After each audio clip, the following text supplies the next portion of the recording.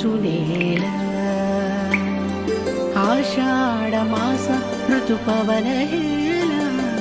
అది గురు పౌర్ణమి చూడ చక్కని మేళ